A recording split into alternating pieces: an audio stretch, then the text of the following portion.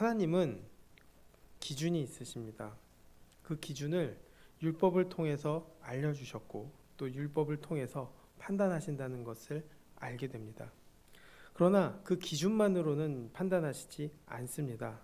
사실 율법을 지켜서 구원받을 사람은 아무도 없기 때문입니다. 그보다 더 큰 사랑이 있으십니다.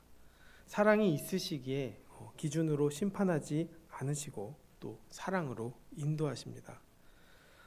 그래서 사랑하시기 때문에 자신도 고통을 겪으시고 그럼에도 우리를 용서하시고 예수님까지 보내셔서 그가 죽었다 다시 살아나셨다는 그 믿음만으로도 구원을 받기를 원하시는 것이죠. 교회가 세워진 이유가 바로 여기 있습니다. 인생 역시도 모두가 힘들지 않습니까? 하나님도 아파하시는데 당연히 우리가 아픈 것은 당연한 것이죠. 그러나 소망이 있습니다. 그 소망이 바로 교회입니다. 교회를 통해서 하나님께서는 믿음을 더 갖게 하시고 또 믿음으로 하나님을 바라보게 하시고 소망을 허락하십니다. 교회는 그래서 믿음으로 하나 되는 곳, 또 하나님 한 분으로 소망을 바라보는 사람들이 모인 곳이 바로 교회입니다. 그러나 그 교회 안에서의 사람들은 다 다르죠. 각자의 생각도 다르고 또 환경도 다릅니다. 또 추구하는 바도 다릅니다. 같은 상황에서도 다른 모습으로 드러납니다. 그래서 하나 되는 것은 결코 쉽지 않습니다. 그렇기 때문에 그것을 감당해야 할 사람, 또 그 하나가 되기 위해서 노력해야 하는 사람들이 있다는 것입니다. 그 사람들이 바로 누구인가요? 더욱더 믿음을 가진 사람들, 또 하나님을 붙잡고 살아가는 사람들입니다.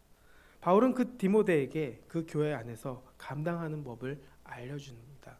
서로 하나 되고 주님의 뜻을 이루고 사랑하고 또 하나님의 마음을 가지고 모두가 살아가기를 원하는 마음으로 이 글을 전하는 것이죠. 그 첫 번째가 바로 함부로 말하지 말라는 것입니다. 이 이야기는 말다툼의 자리에 있지 말고 피하라고 말합니다.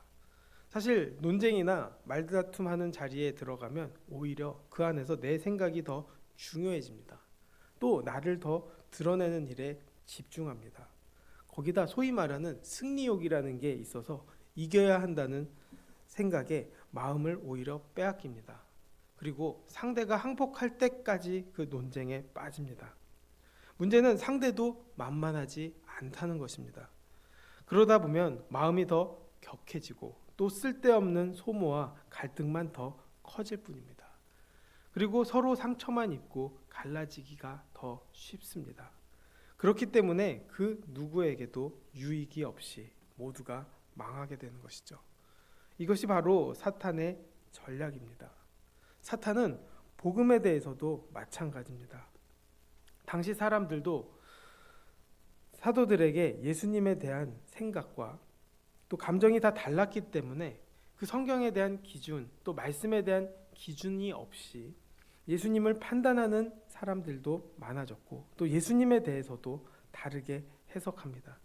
기준이 달랐기 때문에 자기 생각으로 판단하고 또 구원과 하나님의 나라도 자기 생각에 맞게 판단합니다. 그래서 그것을 가지고 서로 우기게 되는 것이죠.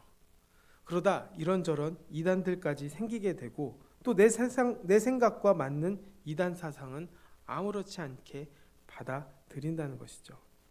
그렇기 때문에 수많은 분쟁이 일어날 수밖에 없었다는 것입니다. 분쟁에 빠져들지 않기 위해선 어떻게 해야 할까요? 2장 15절 말씀을 보면 너는 진리의 말씀을 옳게 분별하며 부끄러울 것이 없는 일꾼으로 인정된 자로 자신을 하나님 앞에 드리기를 힘쓰라고 말합니다. 사실상 사람의 불신앙은 하나님의 약속에 어떠한 영향도 미칠 수 없다는 것이죠.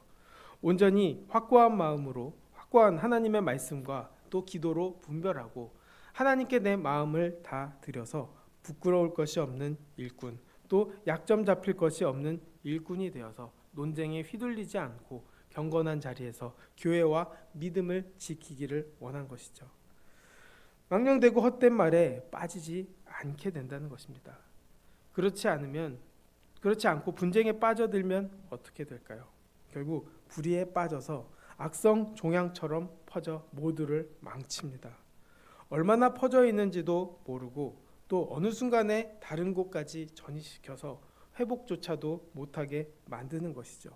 그것을 이길 방법은 결국 불의에서 떠나야 한다는 것입니다. 믿음이 무너진 몇몇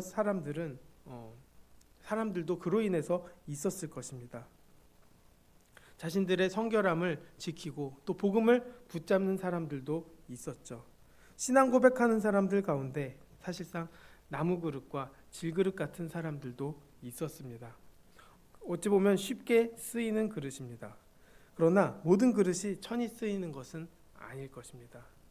하나님의 사람은 결국 이런 마음을 가졌을 때 깨닫게 됩니다. 내가 소중한 존재인가? 내가 금그릇 같은가? 은그릇 같은가? 아니면 질그릇 같은가? 우리는 거기에 사실 집중할 때가 있다는 것이죠. 그러나 중요한 것은 소재가 중요한 것이 아닙니다. 주인에게 얼마나 쓰이는지, 얼마나 잘 쓰이는지가 중요한 것이죠. 달란트 비유를 보면 우리가 알지 않습니까? 달란트를 많이 가진 자, 또 적게 가진 자로 주인은 판단하지 않습니다.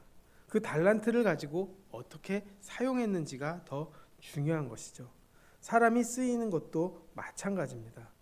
내 환경, 내 상태보다 하나님 앞에 어떻게든 더 나아가고 쓰임 받는 것이 중요합니다. 금그릇이면 뭐합니까? 금그릇이라고 해도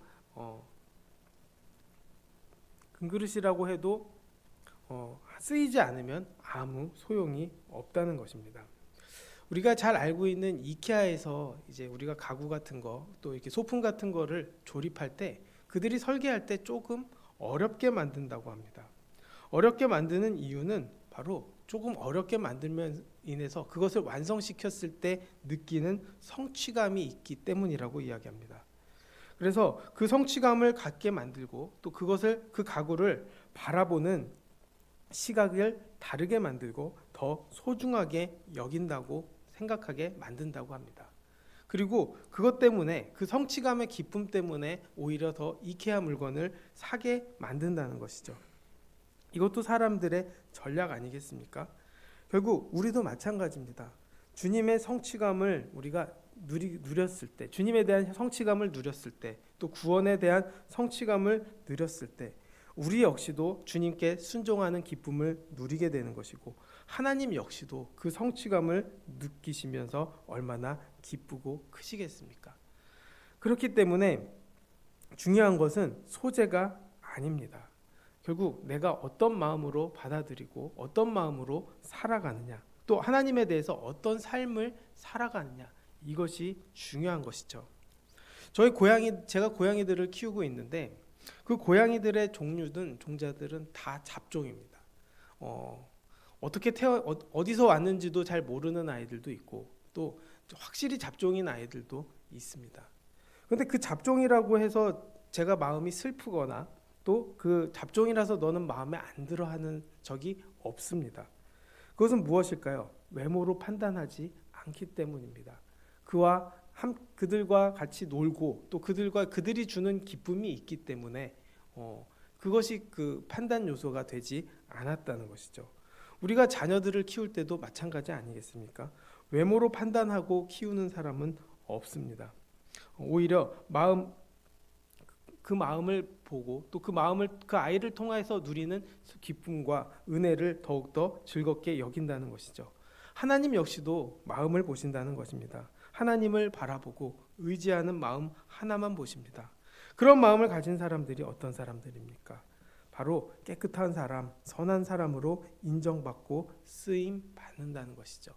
하나님을 의지하고 바라보는 사람들은 결국 이 안에서 다투거나 싸우지 않습니다.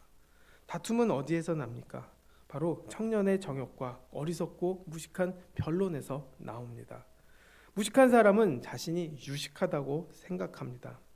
변론에는 깨끗한 마음과 또 경건의 능력이 없기 때문에 경건한 척 하다가 오히려 더 다툼이 일어나는 것이죠.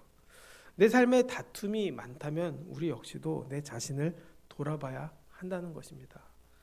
디모데도 젊지 않습니까? 그렇기 때문에 쉽게 화낼 수 있고 또 이런저런 이야기에 반응하고 다툴 수 있습니다. 그렇기 때문에 다툼에 빠져서 무너지지 않기를 바라는 마음으로 바울이 디모데에게 권면하는 것이죠. 우리 역시도 다툼이 있어서는 안 된다고 생각합니다. 오히려 그리스도의 마음을 품고 온유함으로 대해야 한다는 것이죠. 가르치고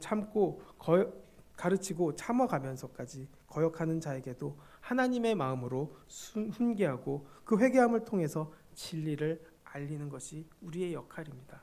이것이 주의 종의 역할이기도 합니다. 사실 여기서 주의 종은 목사나 사역자들만 이야기하는 것이 아닙니다. 하나님께 사로잡힌 하나님을 믿는 모든 사람입니다. 우리가 그 역할을 이 땅에서 잘 감당해야 하는 것이죠. 그 뜻을 이루기 위해서 하나님께서는 우리와 함께 하시고 또 교회를 이루시고 또 교회를 통해 하나 되게 하시고 또 그 믿음을 통해 구원의 은혜를 누리게 하신다는 것입니다. 오늘 하루도 우리가 주님께 사로잡히는 하루가 되기를 원합니다. 그리고 하나님의 마음을 갖게 되기를 원합니다. 그리고 그 지혜를 가지고 잘 분별하여 우리의 삶 속에서 다툼과 논쟁을 피하고 또 온유한 마음을 가지고 복음의 삶을 살아서 주님께 온전하게 쓰임받고 귀하게 쓰이는 우리가 되기를 주님의 이름으로 축복하겠습니다.